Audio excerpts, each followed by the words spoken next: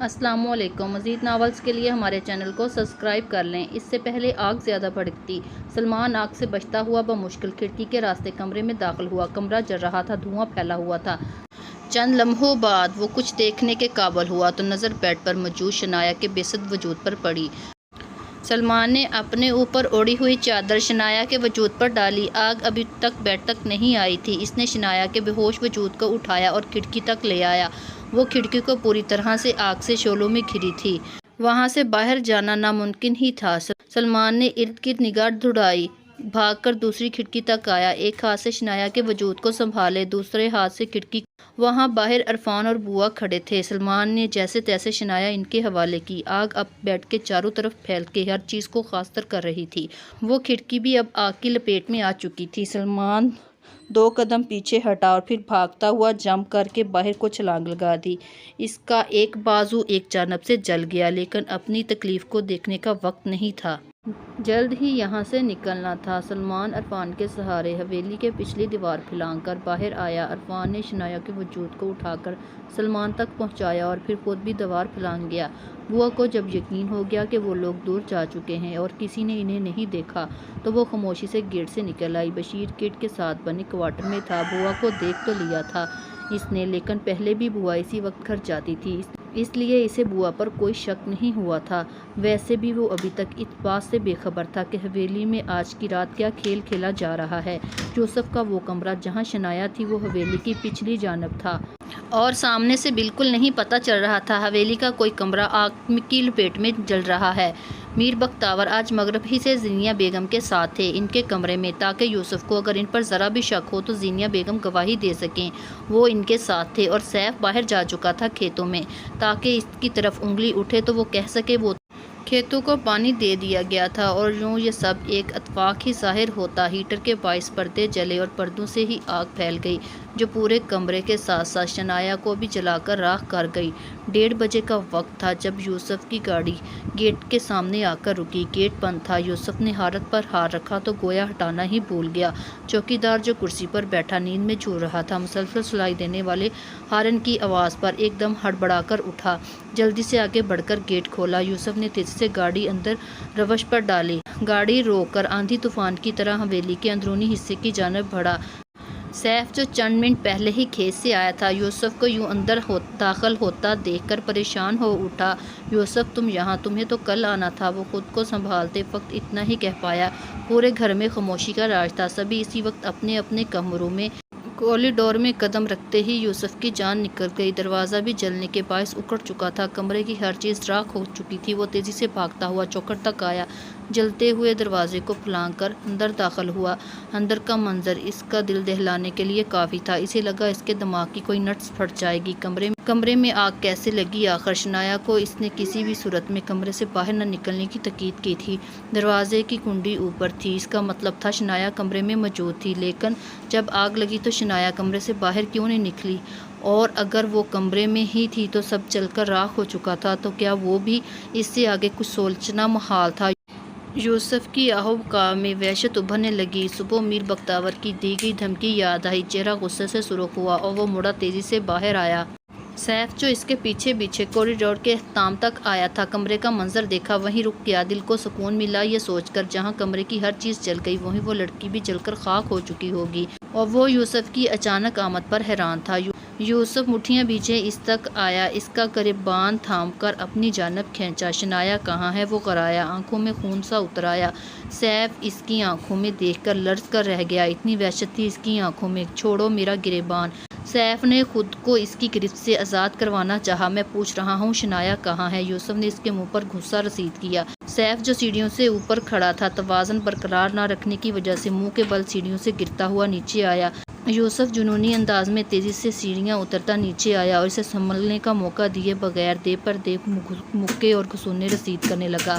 بتاؤ کیا کیا تم لوگوں نے اس کے ساتھ؟ تم لوگوں کو معلوم تھا کہ میں آج نہیں آ سکوں گا۔ موقع کا فائدہ اٹھایا۔ کہاں ہے شنایا؟ یوں اچانک کمرے میں آگ کیسے لگی بتاؤ؟ یوسف بالکل پاگل ہو رہا تھا۔ सैफ की पुश्त को अपने साथ लगाए सामने से इसकी गर्दन में बाजू डाले मुसलसल इसका गला दबा रहा था। सैफ की आंखें उबलने लगीं, मुंह में एक लफ्ज़ भी नहीं निकल पा रहा था। अगर इसे कुछ हुआ तो जान से मार दूंगा मैं तुम्हें। यूसुफ के मुंह से खून निकलने लगा, सांस लेने में दुश्वारी होने लगी। यूसुफ का बस चलता तो इसे आज ख़त्म कर देता, लेकिन पीछे से अजहर और अतर ने इसे पकड़कर सैफ से लग किया और सैफ की गर्दन इसके हाथों से आज़ाद करवाई और सब शोर की आवाज़ सुनकर बाहर निकल आए। मीर बख्तावर भी ठटक से गए यूं यूसुफ को यहाँ देखकर, जबकि दोपहर को फ़ोन पर इसने बताया था वो कल वापस आएगा। बेसाख्ता यह ख्याल आया कहीं इनका प्लान चौपट तो नहीं हो गया, लेकिन यूसुफ की हालत देखकर इन्हें अंदाज़ा हो गया वो अपने इरादों में कामयाब हो चुके हैं। खास कम जहां पाक बड़बड़ाते हुए वो हाल में आए जहां यूसुफ दोनों बड़े भाइयों अजहर और अतर के हाथों में तड़प तड़प कर छूटने की कोशिश करता सैफ की जानिब बढ़ रहा था। सैफ एक जानिब खड़ा मुंह और नाक से बहता हुआ खून साफ कर रहा था। मीर बख्तावर यूसुफ के सामने आए, छोड़ो इसे, हुक्म दिया तो अजहर और अतर ने इसे अपनी गिरफ्त से आज़ाद किया। यूसुफ ने खूनखार नज़रों से मीर बख्तावर को देखा और इनके पीछे खड़े सैफ को, और फिर सैफ की जानिब बढ़ने वाला था। 2 कदम उठाते ही इसका बाजू मीर बख्तावर की गिरफ्त में आ गया। मीर बख्तावर ने एक झटके से खींचकर इसे अपने सामने करते हुए इसके गाल पर तमाचा रसीद किया। यूसुफ हक्का बक्का इन्हें देखने लगा। तुम्हें क्या लगता है तुम इस 2 टके की लड़की की खातिर हर रोज़ घर में तमाशा लगाओगे और हम चुपचाप बर्दाश्त करेंगे? उन्होंने सख्त निगाहों से यूसुफ का घूरा, शनाया कहाँ है? यूसुफ ने इनकी बात को नज़रअंदाज करते हुए सर्द लहजे में पूछा। तुम्हारे बाप हैं हम मीर यूसुफ, मीर बख्तावर नाम है हमारा। तुम जैसे ज़िद्दी सरकश घोड़े को काबू करना और लगाम कैसे डालनी है बहुत अच्छी तरह से जानते हैं हम। मीर बख्तावर ने इस पर रोक डालने की कोशिश की। मुझे शनाया चाहिए अभी इसी वक्त कहाँ है वो, क्या किया है आप लोगों ने इसके साथ? मीर बख्तावर की आंखों में आंखें डाले कराया हूँ। इसे तुम छोड़ गए थे अपने कमरे में, कमरे से ना निकलने का कह गए तो फिर अपने कमरे में देखो, हमसे क्या पूछते हो? हमने इसकी जिम्मेदारी नहीं ली थी। मीर बख्तावर ने लापरवाह और कदरे तंजिया अंदाज इख्तियार किया। कमरा जलकर राख हो चुका है और आप लोगों को खबर ही नहीं, घर के किसी कमरे में आग लगी हुई है। यूसुफ के लहजे में बेयकीनी थी। हाँ, क्योंकि हम जानना ही नहीं चाह रहे थे तुम्हारे कमरे के बारे में। तुम जानो या वो 2 टके की छोकरी जिसे तुम अपने कमरे में ठहरा कर गए थे। मीर बख्तावर का अंदाज बेरहम था। बाबा, ये सब आप लोगों का किया धरा है। यूँ अचानक कमरे में आग कैसे लग सकती है? मुझे बताएं शनाया कहाँ है? मैं इसको इसी वक्त अपने साथ ले जाऊंगा हमेशा के लिए। कभी अपनी और इसकी शक्ल नहीं दिखाऊंगा आपको। मुझे शनाया वापस लौटा दें। यूसुफ की आवाज़ भरी हुई थी। मीर बख्तावर जो वहाँ से जाने के लिए मुड़े थे इसकी बात पर रुक गए, फिर मुड़े और पुरसोच नज़रों से यूसुफ को देखा। हाँ, हमने ही किया है सब, हमने ही आग लगवाई है कमरे में। फिर क्या कर लोगे तुम? क्या कर सकते हो तुम? क्या बिगाड़ लोगे हमारा? और रही बात इसे साथ लेकर जाने की, तो जाओ कमरे में इसकी राख मौजूद होगी, वो ले जाओ।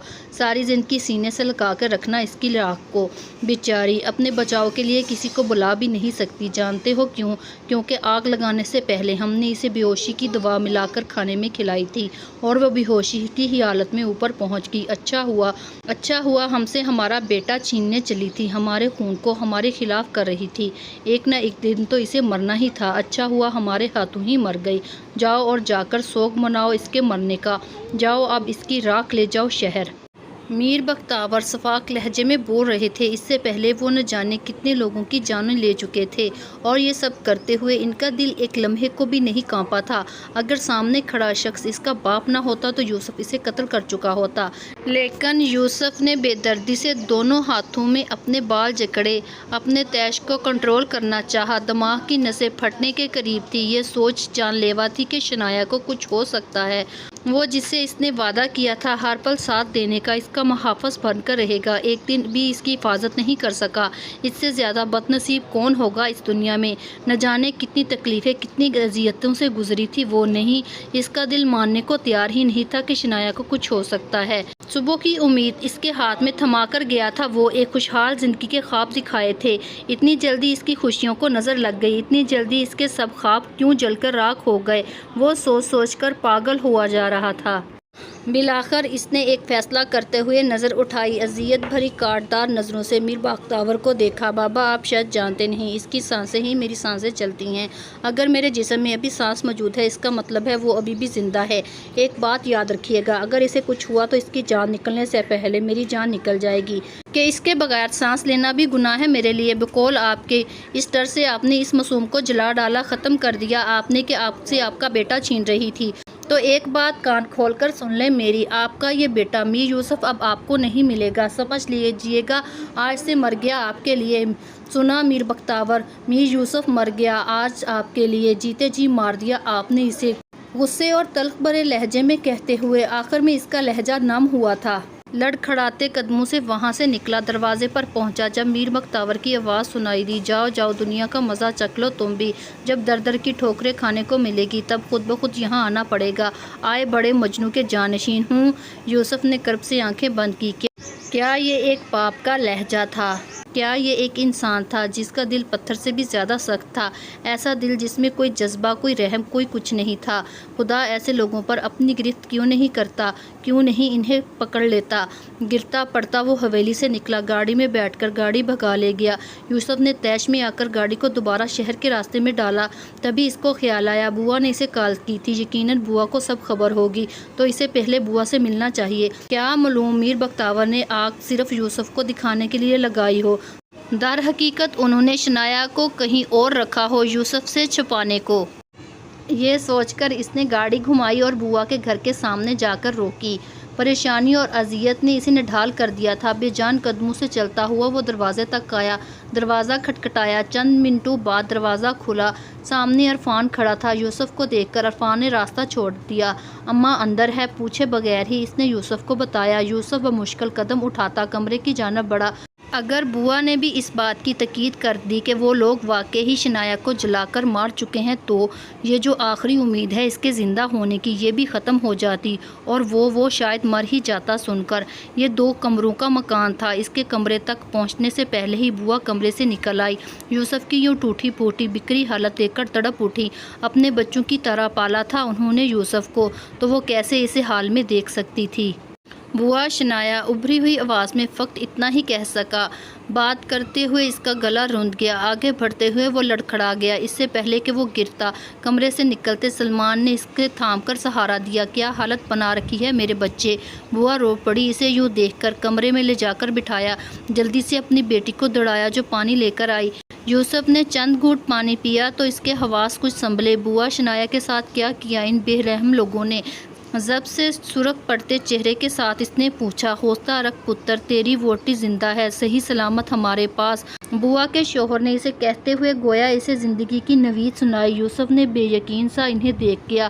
بہت لمحے یوں ہی گزر گئے، اسے سمجھ نہیں آ رہا تھا کیا رد عمل ظاہر کرے، کیا کہے۔ عجیب شادی مرگ سی کیفیت طاری تھی اس پر، سمجھ نہیں پا رہا تھا اس بات پر ہنسے یا روئے۔ کیا کہاں ہے وہ نم لہجہ تھا، آنکھوں میں نمی تھی، لیکن لہجے میں خوشی جھلک رہی تھی۔ دوسرے کمرے میں ہے، بوا نے اسے بتایا۔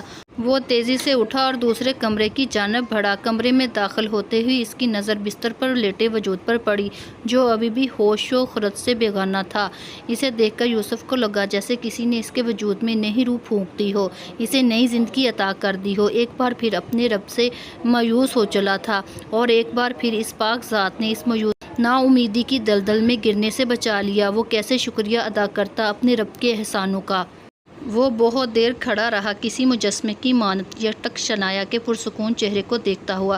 شکریہ ادا کریں یوسف صاحب اس رب کا جس نے ایک بار پھر اس بچی کو موت کے منہ سے بچا لیا، جو ہر موڑ پر خود آپ کی عزت کی حفاظت کرتا ہے، بوا نم آنکھوں سے کہہ رہی تھی۔ یوسف نے آنکھوں میں آنسو اور لبوں پر ہلکی سی مسکراہٹ لیے بوا کی جانب دیکھا، سر اس بات میں ہلایا، پھر باہر کی جانب بڑھا۔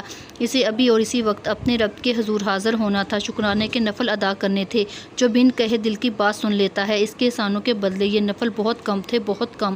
نفل ادا کر کے یوسف نے جائے نماز تہہ کی، وقت دیکھا رات کا تیسرا پہر شروع ہو چکا تھا، اور یہ گھر اس چھوٹے سے گھر کے مکین جن کے دل کہیں زیادہ بڑے تھے، جن سے کوئی خون کا رشتہ نہیں تھا، جن سے احساس کی ایک ڈور سی بندھی تھی، بس آج اس کے لیے شنایا کے لیے جاگ رہے تھے۔ نفل ادا کرنے کے بعد بوا نے اپنی بیٹی سے کہہ کر اس کے لیے کھانا منگوایا۔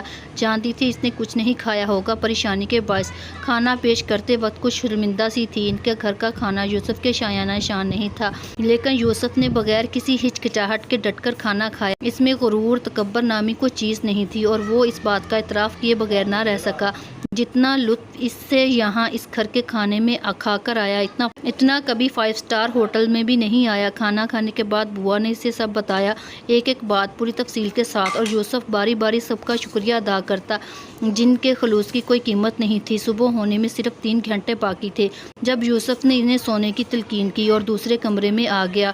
وہاں 2 چارپائیاں بچھی تھی، ایک پر شنایا موجود تھی، دوسری پر یوسف لیٹ گیا۔ بدن تھکن سے چور تھا، ایک تو سارے دن کی بھاگ دوڑ، پھر ایمرجنسی گاؤں میں آنا، ذہنی پریشانی الگ، سب نے اسے مل کر توڑ کر رکھ دیا تھا۔ لیکن شنایا کی سلامتی کی خبر ہر دکھ پریشانی پر بھاری تھی۔ وہ خاموش سا لیٹا تھا، نظر چھت پر جمی تھی۔ جب آہٹ محسوس ہوئی، یوسف نے نظریں گھما کر شنایا کی طرف دیکھا، وہ ہوش میں آ رہی تھی۔ یوسف تیزی سے اٹھ کر اس کے قریب آیا۔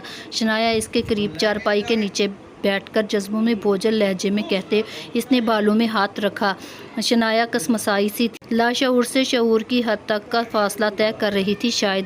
بمشکل آنکھیں کھول کر اس نے کمرے کا منظر دیکھنا چاہا، روشنی کے باعث آنکھیں دھندلا سی گئیں۔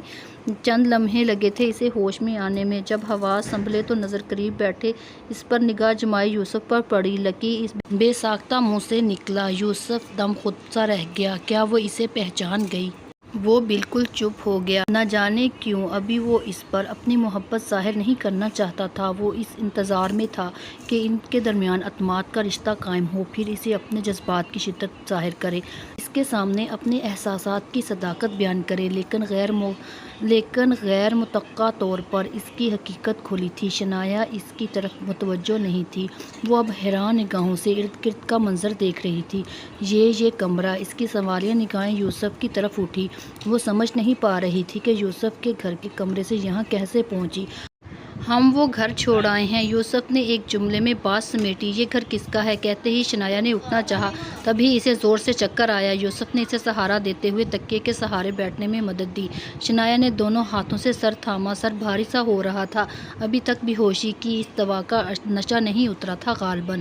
تم ٹھیک ہو؟ یوسف نے تشویش سے اس کا چہرہ دیکھا۔ شنایا نے ہلکے سے اس بات میں سر ہلا کر سوالیہ نگاہیں اس پر مسکور کر دی۔ ڈونٹ وری، ابھی ہم اسی گاؤں میں ہیں، یہ بوا کا گھر ہے، ابھی ہم یہاں رکیں گے، صبح ہونے میں چند گھنٹے باقی ہیں، پھر ہم شہر روانہ ہو جائیں گے، اس گاؤں کو ہمیشہ ہمیشہ کے لیے چھوڑ کے، جہاں ہماری دنیا ہوگی، ایک الگ زندگی، ایک الگ دنیا۔ یوسف نے مضبوط لہجے میں کہتے ہوئے شنایا کا ہاتھ تھاما۔ لیکن آپ نے تو کہا تھا ابھی چند دن مجھے یہاں رکنا ہوگا۔ شنایا حیران تھی اس پر، وہ سمجھ نہیں پا رہی تھی۔ ہاں، لیکن اب مزید ایک پل بھی تمہیں ان ظالموں کے پاس چھوڑ کر نہیں جا سکتا۔ وہ انسان نہیں، درندے ہیں، درندے، جن کے لیے انسانی جانوں کی کوئی قیمت نہیں، کوئی اہمیت نہیں۔ یوسف کا لہجہ زہر خندہ ہوا۔ مزید ناولز کے لیے ہمارے چینل کو سبسکرائب کر لیں۔ اگر ویڈیو پسند آئی ہو تو ویڈیو کو لائک اور شیئر کریں، چینل کو سبسکرائب کریں۔ شکریہ۔